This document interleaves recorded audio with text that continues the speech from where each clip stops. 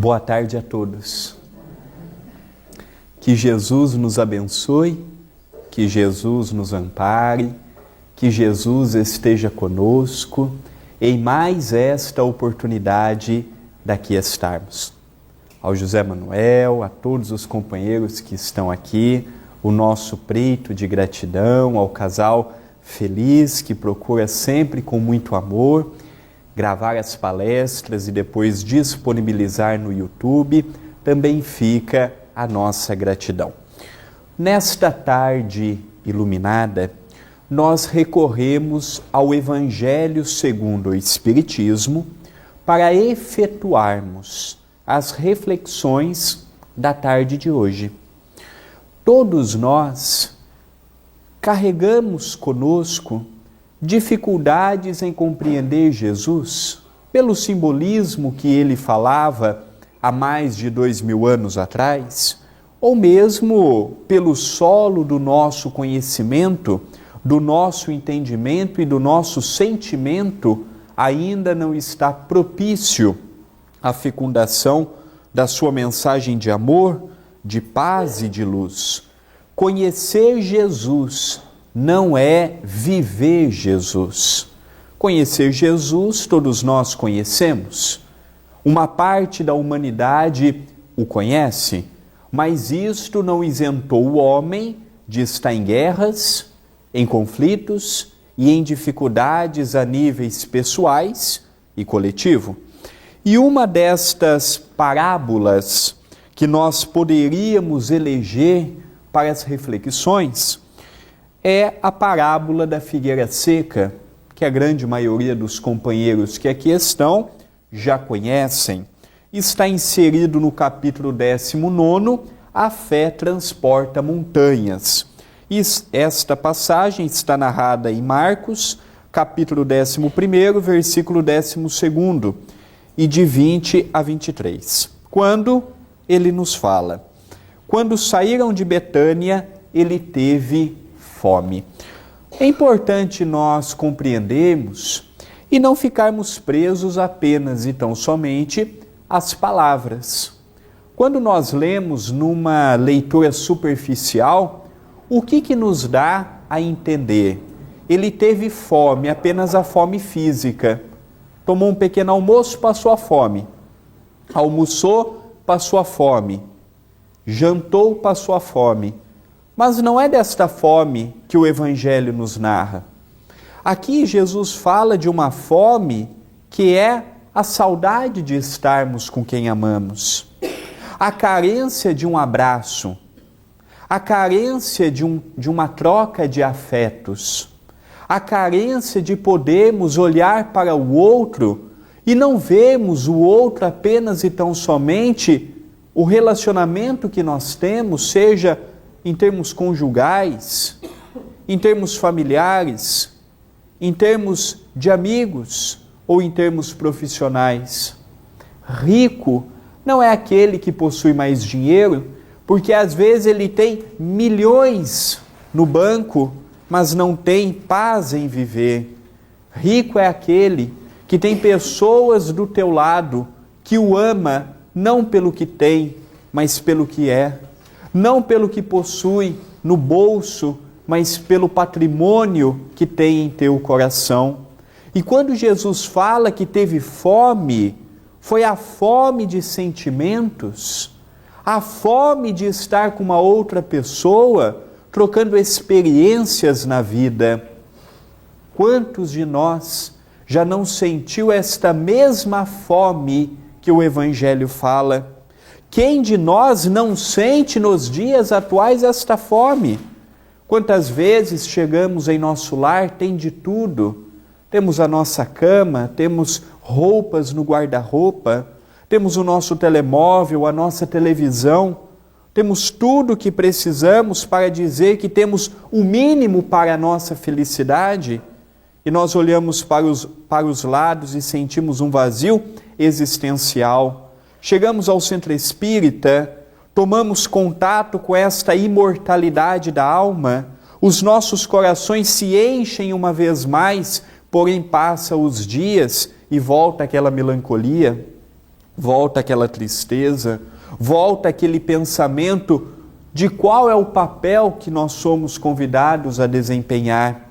Então é muito importante nós procurarmos dentro do nosso núcleo familiar, que é o nosso compromisso primeiro perante a nossa própria consciência, de podermos, as pessoas que Deus confiou estivessem do nosso lado, que nós possamos levar tudo o que elas precisam, para que automaticamente a vida reponha para nós tudo o que nós damos com amor.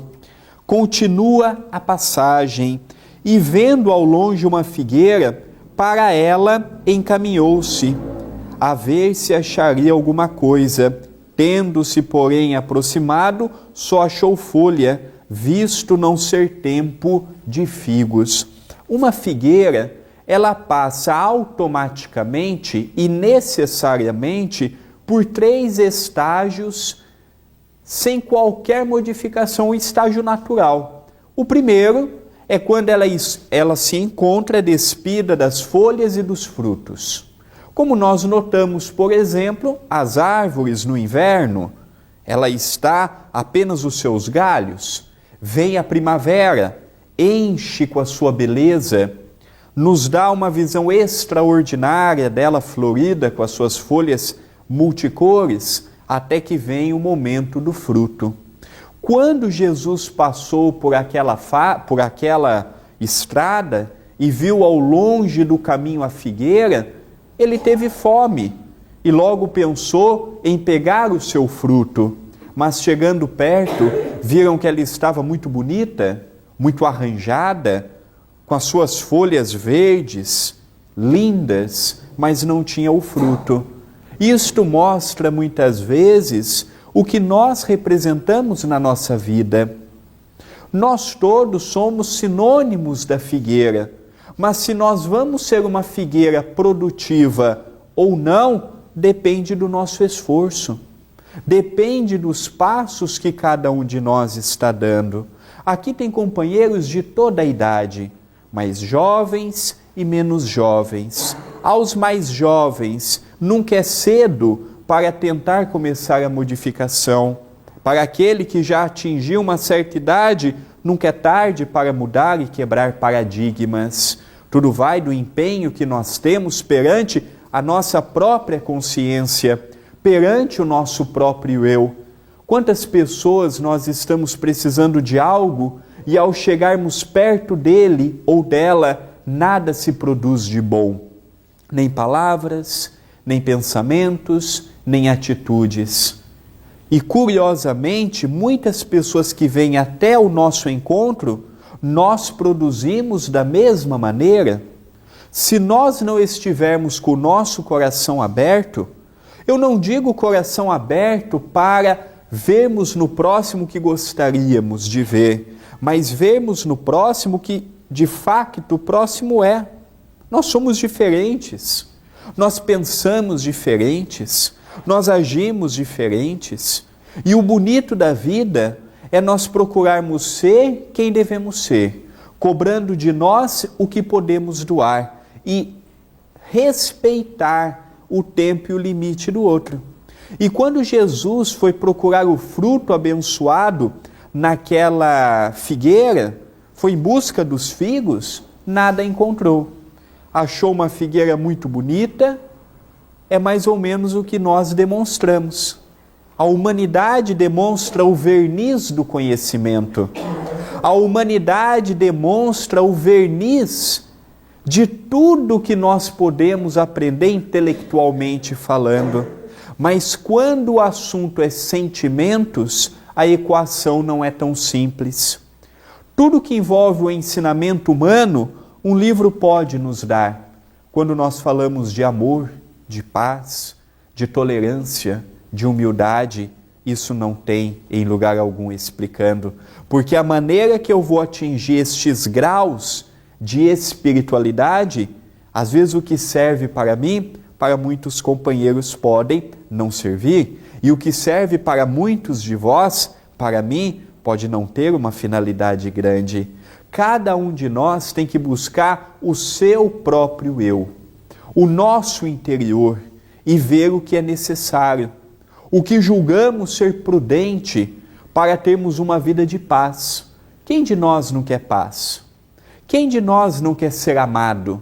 Quem de nós não quer ser respeitado?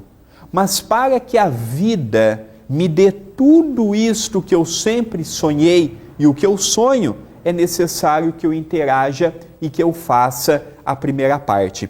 Só que eu fazer a minha parte entra um outro problema, sair da minha zona de conforto. O que é nós sairmos da nossa zona de conforto? É sairmos do automatismo da vida. É sairmos da rotina da vida. É procurarmos o novo e o diferente. Às vezes, nós falamos de reforma íntima, mas quando somos convidados à modificação, nós sentamos e paramos, mas está tão gostoso do modo que está. A dificuldade na reforma íntima não está na sua reforma propriamente dita, mas está na mudança de conceitos. Aí que está a dificuldade. Eu despiro o que eu carrego comigo há muito tempo. O meu orgulho não caminha comigo há 100, 200, 300 anos. É há milhares de anos.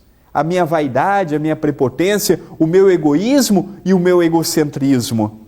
E não é porque eu sou espírita que do dia para a noite eu deixarei de ser tudo isto. Não, caminhará comigo. Mas esta atual encarnação é um divisor de águas. Por quê? Porque nós estamos compreendendo que nós não estamos aqui em vidas definitivas. Estamos aqui de passagem. Diga-se de passagem, uma passagem curta. O que é 70, 80, 90 anos? Não é nada. Mas é um momento muito importante. Por quê? Porque é este estágio aqui que vai nos conferir para onde nós vamos do outro lado da vida. Eu quero ir para uma cidade, eu quero ir para uma colônia espiritual parecida com o nosso lar. Muito bem, trabalhe, se esforce, dedique, faça a tua parte. O céu fácil não existe. Eu gostaria de ir para um lugar bom e ficar sentado na cadeira. Não, temos que ir em busca e nos tornar esta figueira produtiva. Não podemos ter o verniz da educação, a beleza do conhecimento e a superficialidade do intelecto. É muito importante que nós tenhamos os frutos. Os frutos só podem partir do nosso coração. Os frutos não estão na aquisição financeira para a sua doação. A figueira, o fruto da figueira, os figos da passagem, simboliza tudo que nós somos portadores e que muitas vezes nós não exploramos em nós mesmos.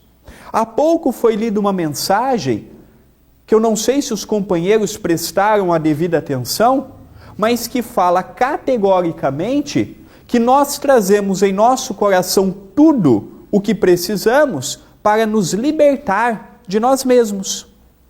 Quando que eu vou dar frutos? A partir do momento que eu ver que eu não posso pensar apenas na minha felicidade. Eu também tenho que pensar na felicidade do outro. A partir do momento que eu analisar que eu vivo num coletivo, e um coletivo imperfeito. O que isso significa? Não existe perfeição. Portanto, eu não posso cobrar do próximo o que eu ainda não dou.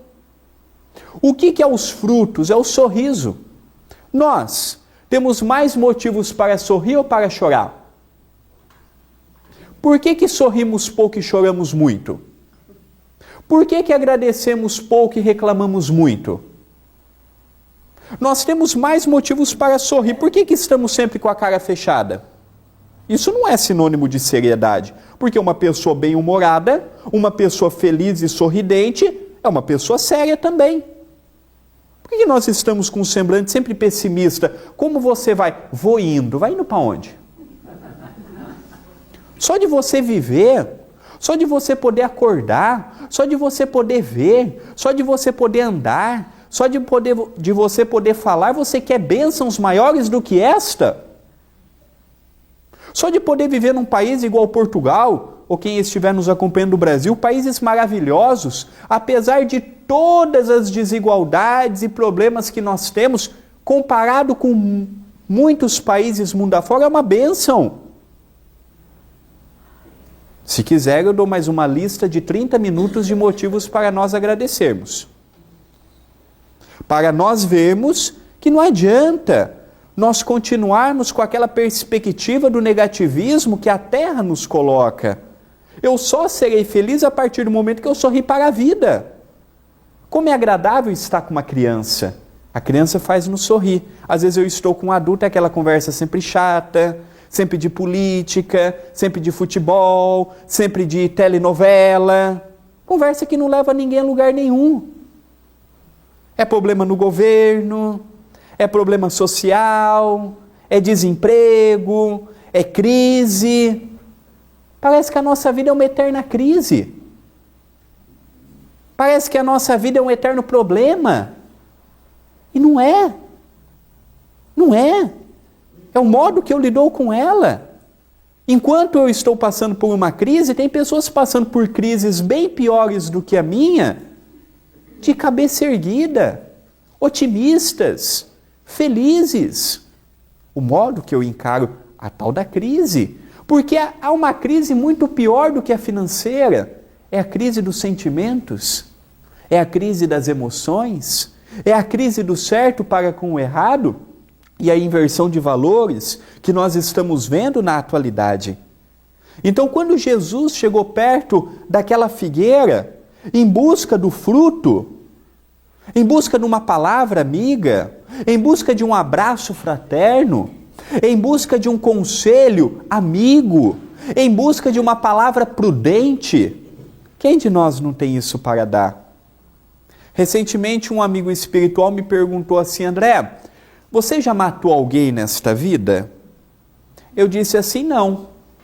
Aí ele tornou a me perguntar, você tem certeza? Eu comecei a ficar preocupado. Eu falei assim, olha, que eu me lembre, não.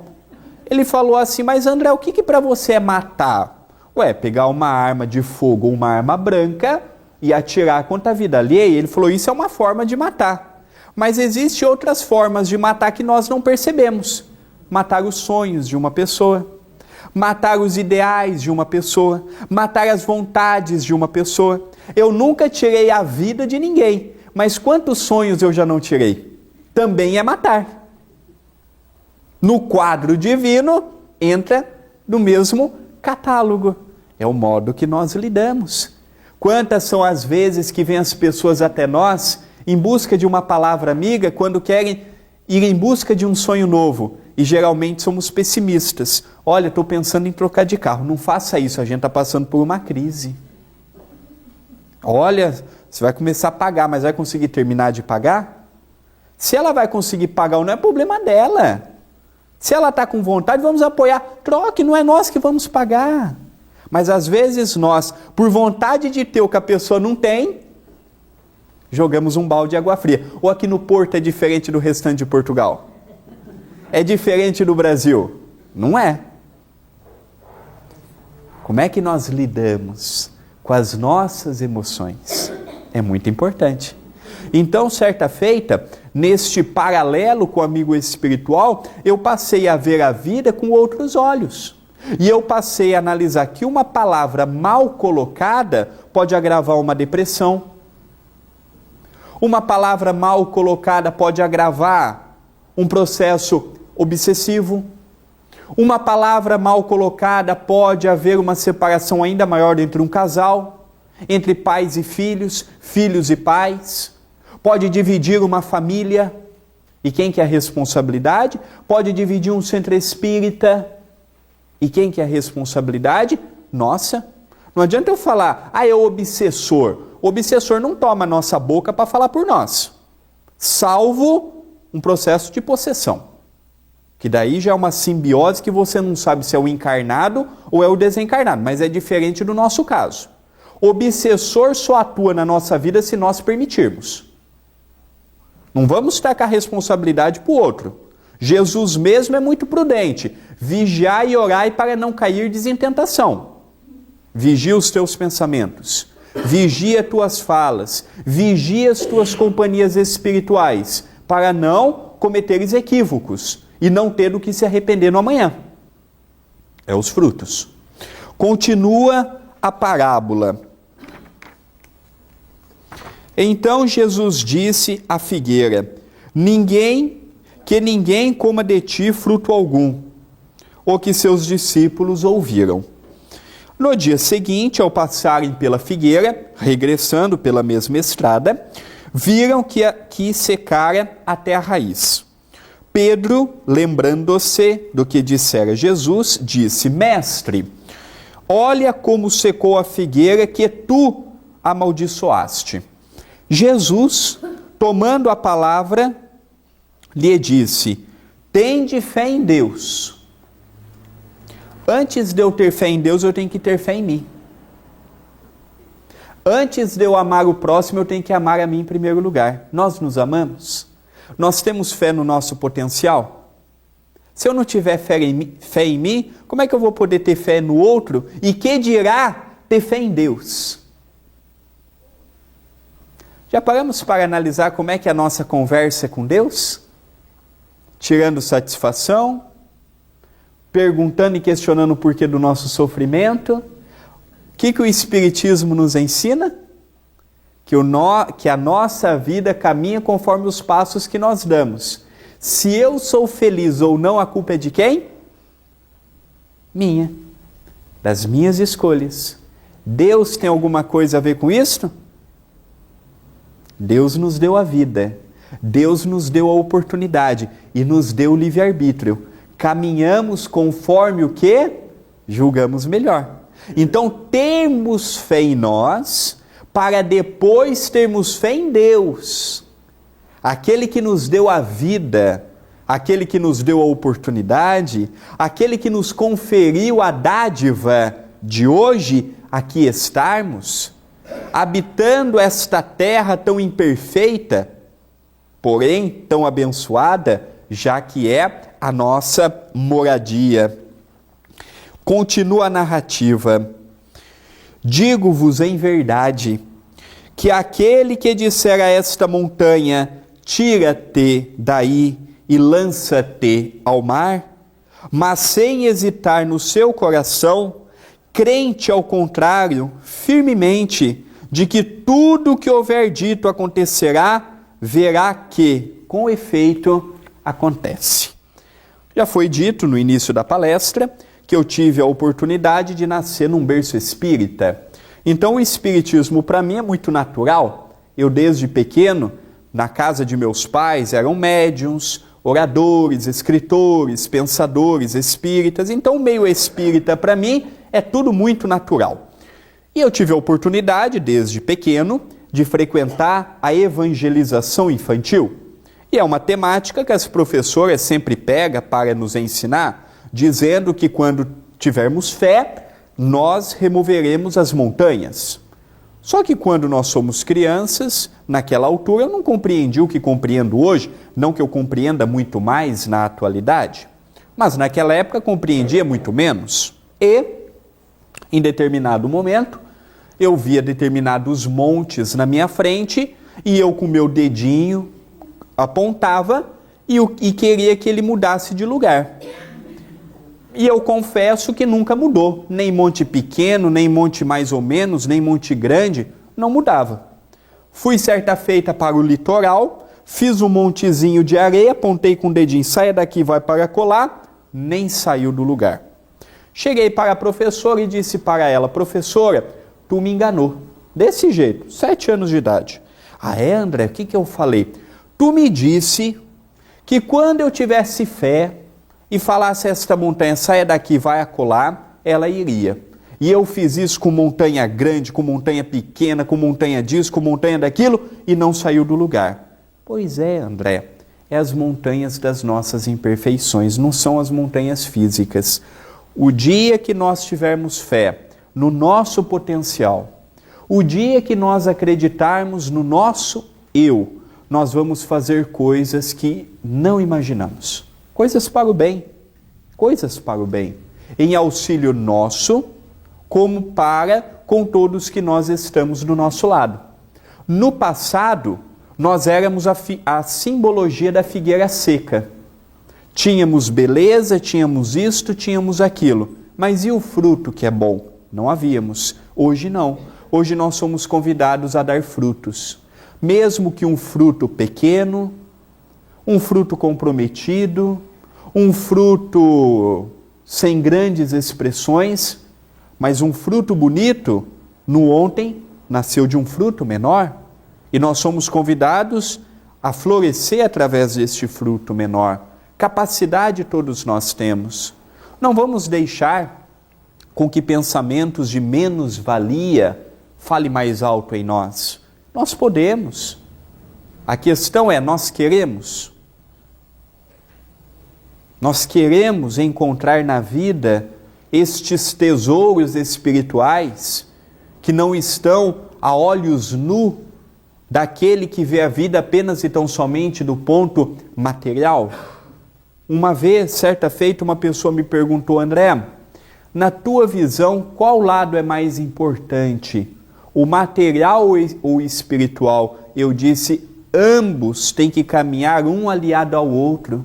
Porque se eu viver apenas e tão somente para o lado espiritual, eu passo fome. Porque como que eu vou me manter? Se eu olhar apenas e tão somente para o lado material, é o que nós vemos hoje. Um acréscimo de depressão, um acréscimo de ansiedade, um acréscimo de suicídio, um acréscimo de aborto. Por quê? Porque vê apenas o que o mundo material pode dar. E a vida não é composta apenas e tão somente pelos bens materiais. O bem material nos dá o conforto, o prazer de podermos viajar, de podermos sair, de podermos conhecer lugares. Mas a felicidade não pode ser adquirida num estabelecimento comercial. A felicidade caminha dentro de nós. E esta busca pelo nosso eu interior cabe única e exclusivamente a cada um de nós. Ao sairmos deste templo do amor, desta escola abençoada, que nós possamos levar a nítida ideia e o nítido compromisso perante nós mesmos do papel que está em nossas mãos. Que este Mestre misericordioso nos ilumine, nos dê força, motivos para correr atrás da nossa própria felicidade. A felicidade não está no outro, a felicidade não está aqui, não está acolá, a felicidade está dentro do nosso próprio eu. E esta busca é pessoal e intransferível. É pessoal, cabe a cada um de nós. E eu encerro as minhas palavras, as minhas reflexões nesta tarde. Eu peço desculpa, minha garganta está inflamada. Eu encerro com uma história contida no livro Jesus no Lar, psicografado por Chico Xavier, ditado por Neio Lúcio. Conta que num vilarejo tinha necessidade de levar uma notícia importantíssima a outro vilarejo. E este vilarejo convidou 2 companheiros para serem portadores desta mensagem. Então foi escolhido 2 pessoas de confiança para levar ao vilarejo distante a tal mensagem importantíssima. Só que ambos os companheiros que foram escolhidos tinham personalidades diferentes, o que é natural. Cada um de nós pensa diferente um do outro e age diferente um do outro. O primeiro companheiro era apressado, queria fazer as coisas rápido e muitas vezes fazia mal feito, porque geralmente quem está preocupado com a pressa não está preocupado com a qualidade. O segundo era o oposto, preferia fazer menos, porém bem feito. Já que não dá para eu abraçar o mundo, abraçarei o que dá para eu abraçar. Pois bem, saíram os dois, caminhando, conversando, dando risada, um apoiando o outro, um ajudando o outro, até que ambos avistaram às suas frentes um menino, uma criança de 7, 8 anos de idade. Olharam para o lado, não tinha pai, não tinha mãe junto, estava no meio do nada, a criança não sabia retornar para casa e estavam num inverno muito rigoroso, muito frio, muita chuva, muito vento.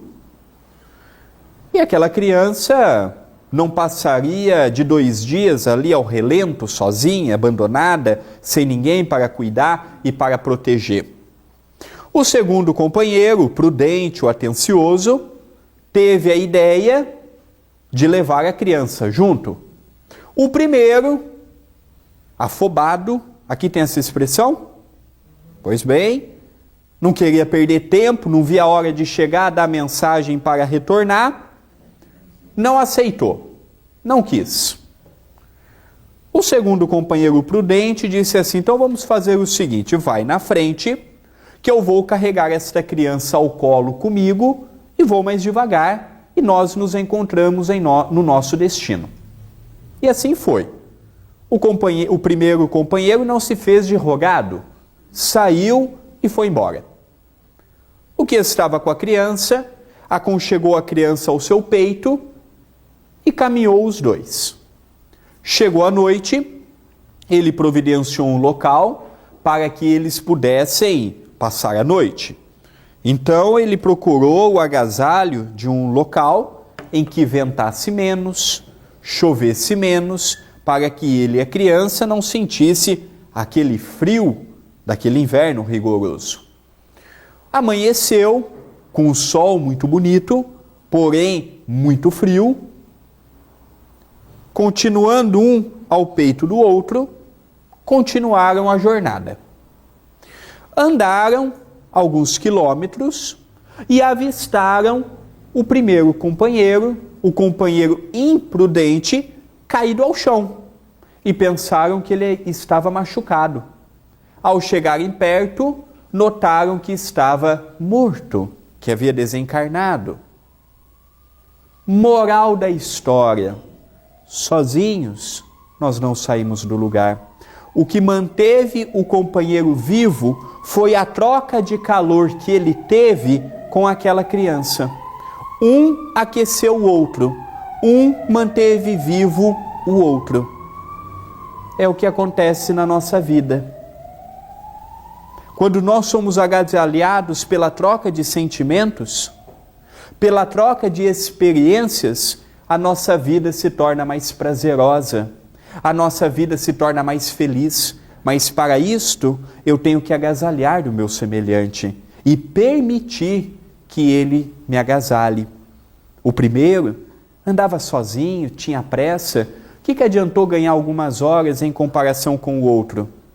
Não aguentou a travessia. O outro foi cauteloso, prudente, ajudou, socorreu e se salvou. É o convite para a nossa atual encarnação. A figueira seca é nitidamente esta história.